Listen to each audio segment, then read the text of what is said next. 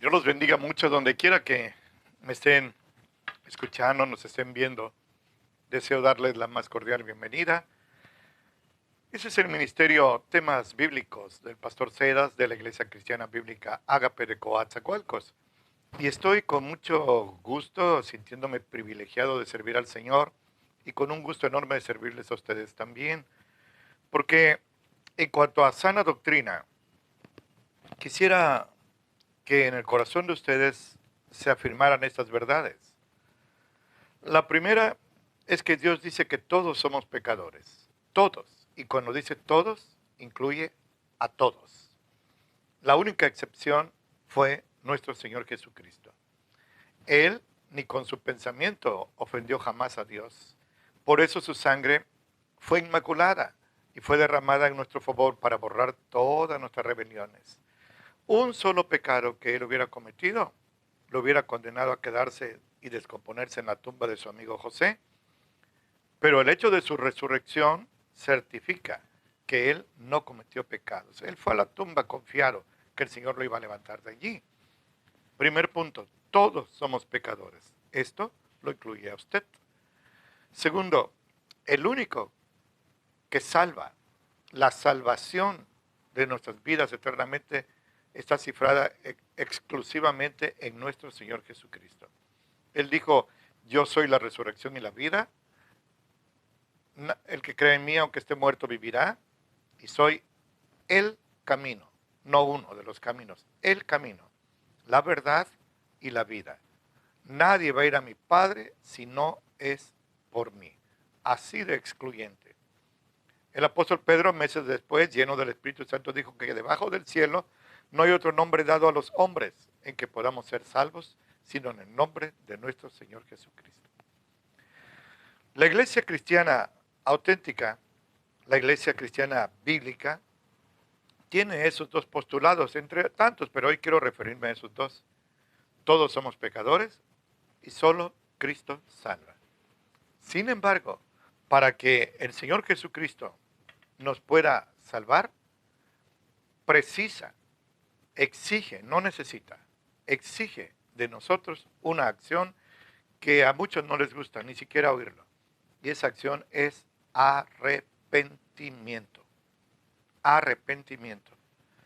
Es una palabra no muy popular, pero arrepentimiento significa dejar de practicar algo que Dios prohíbe.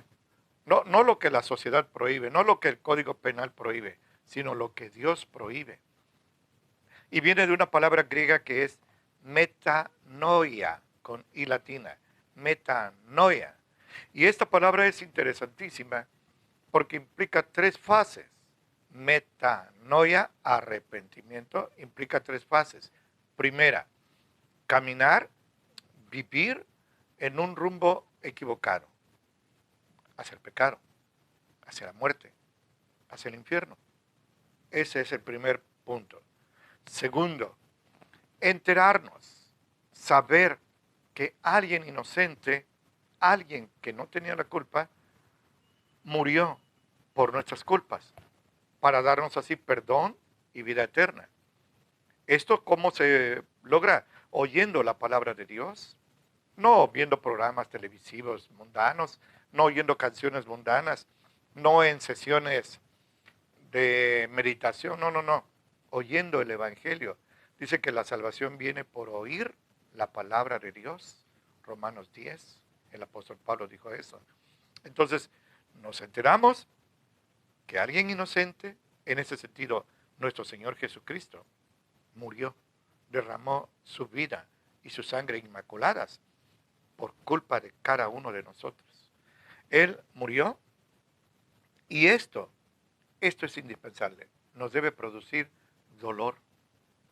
Nos debe producir tristeza. Tengo 43 años de caminar con Jesús. Y he oído tantas veces gente blasfema que dice, bueno, Él murió porque quiso, yo no se lo pedí. Cosas terribles de las cuales van a tener que dar cuenta. No. Pero bendecidamente, bienaventuradamente, muchos han oído esta historia del sacrificio de Jesús por nosotros. Es un sacrificio vicario y sienten dolor. sienten tristeza. Eso es fundamental. Primero, ir en el camino equivocado. Segundo, oír el Evangelio y enterarnos que alguien inocente pagó por nuestras culpas. Y el tercero, con la ayuda de Él, de ese ser inocente, de nuestro Señor Jesucristo y su Espíritu Santo, corregir el rumbo 180 grados. De la vida hacia el pecado a una vida de santidad. De la vida de la miseria a una vida de riqueza espiritual. De la vida de la desgracia y la maldad a una vida de santidad. De la vida hacia la condenación a la vida eterna con Cristo Jesús. Esas son las tres fases. Si no se reúnen estas tres fases, no hay un arrepentimiento verdadero. ¿Cuánta gente se arrepiente de sus pecados, pero solo porque les vinieron las consecuencias? O lo sorprendieron delinquiendo, o va a la cárcel, o lo hirieron, quizá un marido ofendido, la justicia lo aprisionó, le vino una enfermedad, divorcios, luto, cosas así, y parece que se arrepintieran, pero no se arrepienten. Solo están sintiendo el rigor de la consecuencia de su maldad, pero cuando las aguas recuperan su nivel, vuelven a lo mismo. No hay arrepentimiento. Cuando Judas se da cuenta de lo que hizo y le dan 30 monedas de plata manchadas de la sangre de su amigo y salvador, Jesús quiso ser su salvador, él lo rechazó. En lugar de arrepentirse e irle a pedir perdón, todavía lo estaban golpeando a Jesús en el palacio de Caifás y de Anás. Después lo llevarían ante Pilato. En lugar de arrepentirse y pedirle perdón, que lo hubiera conseguido. Porque el amor de Jesús así es, inmenso, no tiene límites. No, nada más tuvo un remordimiento de conciencia y fue y se suicidó ahorcándose. No, el arrepentimiento genuino significa dolernos del pecado, dolernos de que alguien inocente murió por nuestras culpas, entregarle nuestras vidas, nuestros corazones y con su ayuda corregir el rumbo totalmente. Este arrepentimiento, desde el principio, el Señor lo está pidiendo en el ser humano. Ya desde el huerto del Edén, cuando Adán y Eva pecan, cuando Caín mata a su propio hermano, cuando la gente se entrega a la maldad y todo el mundo se entrega a la maldad, que el Señor los extermina por un diluvio universal. El Señor siempre llamaba a la gente al arrepentimiento. En las épocas bíblicas de los profetas, de los reyes, de los patriarcas, el Señor siempre estaba llamando. Cuando Salomón, el rey, dedica el primer templo, el Señor le pone unas condiciones y le dice, si se humillara mi pueblo, si se arrepintieran de sus malos caminos, si buscaran mi rostro, si oraran, yo los perdonaré. Yo tomaré esta casa, aquí estarán mis oídos y mis ojos atentos, y sanaré su tierra. El Señor estaba dispuesto, pero siempre está llamando a la metanoia, a que se arrepientan. No puede haber perdón para alguien que no se arrepiente. Imagínese usted que alguien asesina a una persona, va al tribunal, lo juzgan, y en lugar de arrepentirse, de pedir perdón, de aceptar su castigo, sigue blasfemando y todavía amenaza a los deudos, si es que mató a alguien, con matarlos cuando salga de la cárcel. ¿No? La ley va a ser severa para él y hasta que no cumpla el último día de su condena, no va a salir. En este caso espiritual, no va a haber último día de la condena.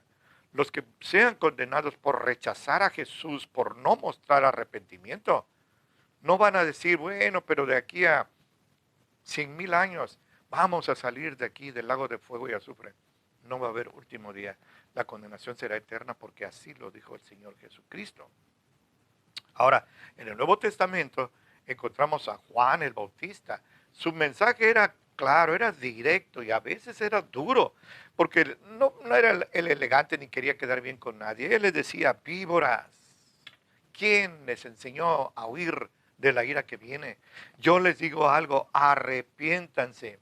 Él hablaba de arrepentimiento, metanoia, y hagan frutos dignos de arrepentimiento. Es decir, demuestren con su vida cambiada que realmente están arrepentidos. No nada más, sí, Señor, me arrepiento y vuelvo a lo mismo.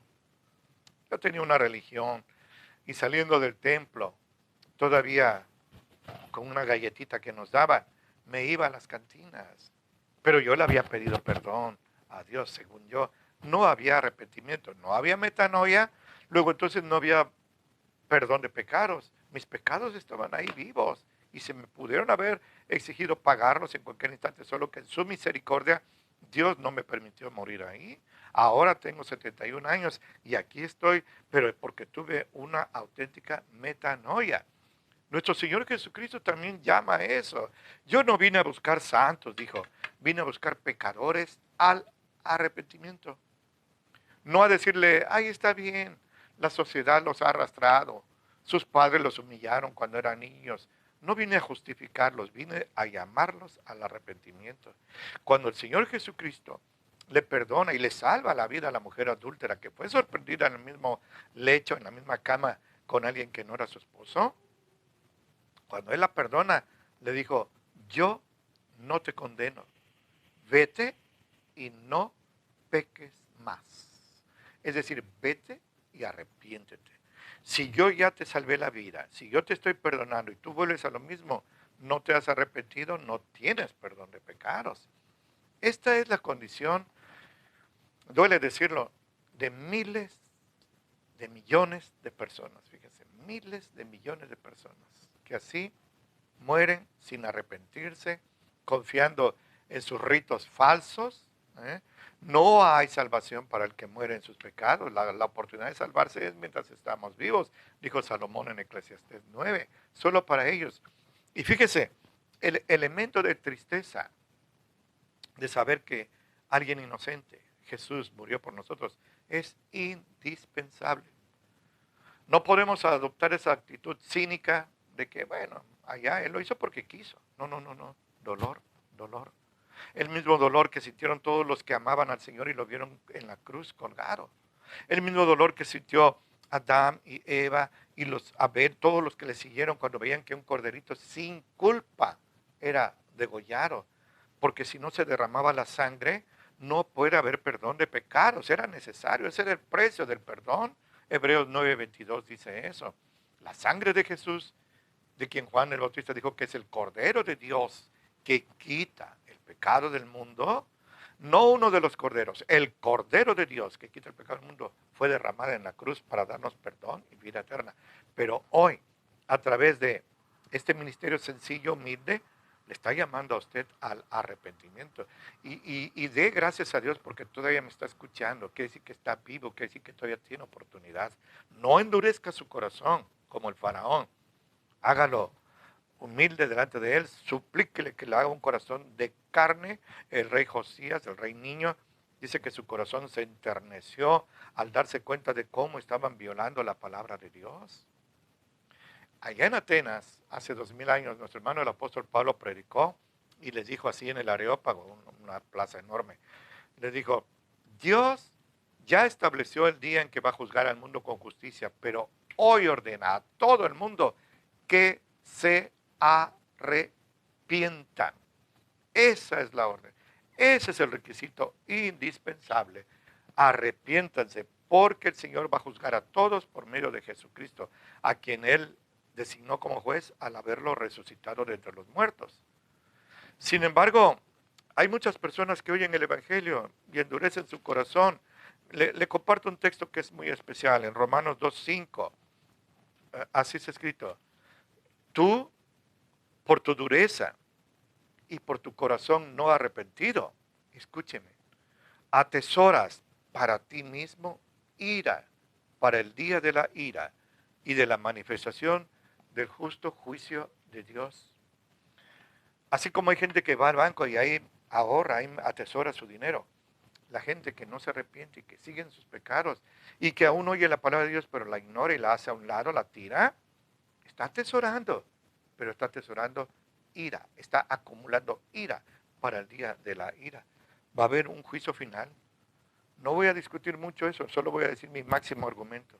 Jesucristo dijo que va a haber un juicio final y punto. No me importa lo que diga la gente, sino lo que dijo Jesucristo. Yo soy cristiano ahora, soy seguidor del Señor. En Apocalipsis, el Señor llama. Hubo una iglesia en Asia Menor, lo que hoy es Turquía, que era Éfeso. Éfeso era una iglesia muy buena, con excelentes frutos.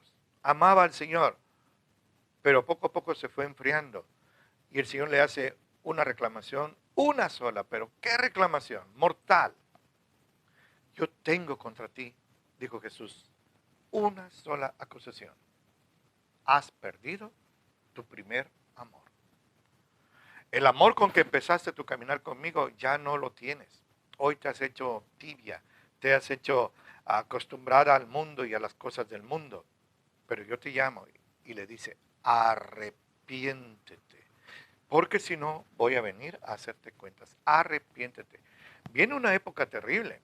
Apenas la iglesia sea levantada, y eso podría ser hoy, es un evento glorioso que se llama el rapto o arrebatamiento de la iglesia, podría ser hoy.